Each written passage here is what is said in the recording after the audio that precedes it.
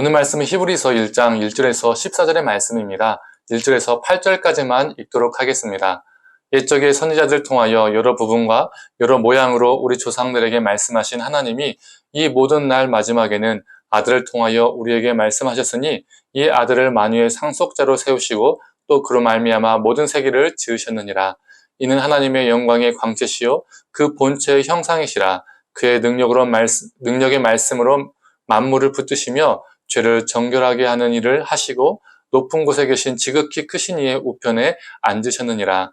그가 천사보다 훨씬 뛰어남은 그들보다 더욱 아름다운 이름을 기업으로 얻으심이니 하나님께서 어느 때에 천사 중 누구에게 너는 내 아들이라 오늘 내가 너를 낳았다 하셨으며 또 다시 나는 그에게 아버지가 되고 그는 내게 아들이 되리라 하셨느냐. 또 그가 맏아들을 이끌어 세상에 다시 들어오게 하실 때에 하나님의 모든 천사들은 그에게 경배할지어다 말씀하시며 또 천사들에 관하여는 그는 그의 천사들을 바람으로 그의 사역자들을 불꽃으로 삼으시느니라 하셨으되 아들에 관하여는 하나님이여 주의 보좌는 영영하며 주의 나라의 규는 공평한 규니이다. 아멘. 오늘부터 아침 묵상 말씀을 히브리서 말씀으로 맞이하게 됩니다. 이 히브리서 말씀을 통해서 하나님의 은혜가 있기를 간절히 소망합니다. 먼저 이 히브리서를 간단하게 개관하도록 하겠습니다. 히브리서는 어려운 성경 중에 하나로 인식되어 있습니다. 또 히브리서는 다른 서신들과 달리 저자와 기록 장소 및 상황과 수신인에 관한 어떠한 정보도 제공해주지 않고 있는 성경입니다. 그래서 더 어렵게 느껴지죠.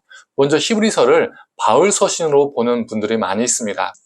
그러나 오늘날 히브리서를 바울이 쓴 편지로 보는 학자는요, 거의 없습니다. 그래서 히브리서는 바울 서신으로 분류되지 않습니다. 야고보서와 같이 공동 서신으로 분류가 됩니다. 그렇다면 이 히브리서의 대상은 누구일까요? 학자들은 유대 기독교인들로 보고 있습니다. 히브리서 안에 구약 성경이 빈번하게 인용되었다는 점, 또 구약 제사에 대한 풍부한 지식이 포함되었다는 점을 통해서 학자들은 유대 기독교인들이 수신자라고 보고 있습니다.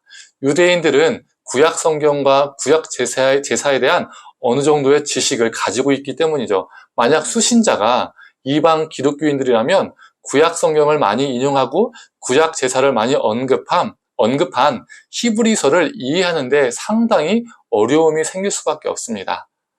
그렇다면 구체적으로 어떠한 유대 기독교인들이냐라는 질문이 생기죠. 학자들은 박해를 받고 있던 유대 기독교인들이라고 보고 있습니다. 기독교인들에 대한 박해가 심해지자 유대 기독교인들이 다시 유대교로 돌아가려는 일들이 생긴 것입니다. 이러한 상황 속에서 히브리서가 쓰여졌다고 보고 있습니다.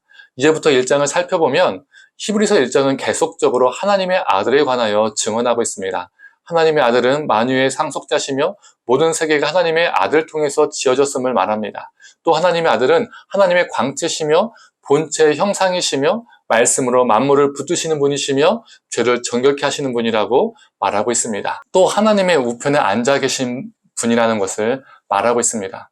히브리서 저자는요, 여기에서 그치지 않습니다.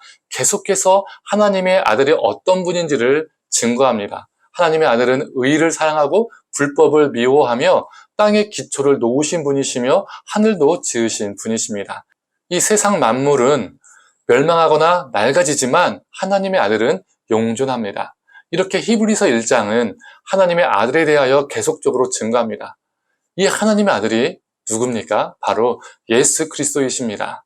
그런데 하나님의 아들, 이 예수 그리스도를 증거하기 위해서 비교되는 대상으로 계속 나오는 존재가 있습니다. 그 존재가 무엇일까요? 바로 천사입니다. 4절, 5절, 6절, 7절, 13절, 14절 총 6번이나 언급이 됩니다. 히브리서 1장이 1절에서 14절로 구성되어 있는데요. 총 6번이 언급되었다는 것은 정말 언급이 많이 됐다는 것입니다. 왜 히브리서 저자는 예수님을 천사와 비교하여 증거하고 있을까요? 우리가 메시아로 믿어야 할 대상은 천사가 아닌 예수 그리스도라는 것입니다. 그 당시 예수를 믿는다고 하면서도 천사를 더 중시하고 천사를 숭배하는 사람들이 있었는데 그들에 대한 비판이 담겨져 있는 것이죠. 4절을 보면 이렇게 말하고 있습니다. 그가 천사보다 훨씬 뛰어남은 그들보다 더욱 아름다운 이름을 기업으로 얻으심이니. 히브리서 저자는 하나님의 아들 예수 그리스도가 천사보다 뛰어남을 증거하고 있습니다. 또 14절을 보면 모든 천사는 하나님의 백성들을 섬기는 영일 뿐이라고 말하고 있습니다. 그래서 신앙인이 천사를 섬기는 것이 아니라 천사가 신앙인을 섬겨야 한다라고 말하고 있는 것이죠. 이처럼 우리가 섬겨야 할 대상은 오직 하나님의 아들 예수 그리스도뿐입니다. 그런데 2000년이 지난 지금도 예수님을 믿는다고 하지만 하나님의 아들 예수 그리스도가 아니라 이 땅에 다른 것들을 중시하고 그것들을 숭배하는 일들이 있다는 겁니다. 돈, 성공, 힘, 안락 등등등등이 있죠. 예수의 이름은 부르짖지만 그것들이 우리의 인생을 구원해 줄 것처럼 살아가는 것입니다. 그러나 오늘 본문은 말합니다. 우리를 구원해 줄 존재는 오직 한 분, 우리가 섬겨야 할 대상은 오직 한 분, 하나님의 아들 예수 그리스도뿐입니다. 성도님들, 다른 것을 겸하여 예수를 섬기는 것이 아니라 오직 하나님의 아들 예수 그리스도만 섬기는 저와 성도님들 되기를 간절히 소망합니다. 함께 기도하겠습니다. 하나님, 천사를 숭배하고 천사를 중시하는 사람들에게 오직 우리가 섬겨야 할 대상은, 오직 우리가 경배해야 할 대상은 하나님의 아들이라는 것을 히브리서 1장은 증거하고 있습니다. 만물의 주인이시고 말씀이시고 우리를 창조하시고 우리의 구원의 주이신 하나님의 아들 예수 그리스도만을 우리가 섬기는 존재 되게 하여 주시옵소서. 돈과 명예와 성공과 힘을 중요시하고 그것을 숭배하는 것이 아니라 오직 예수만 경배하는 우리 삶이 되게 하여 주옵소서. 사랑에 많으신 예수님의 이름으로 기도드립니다. 아멘.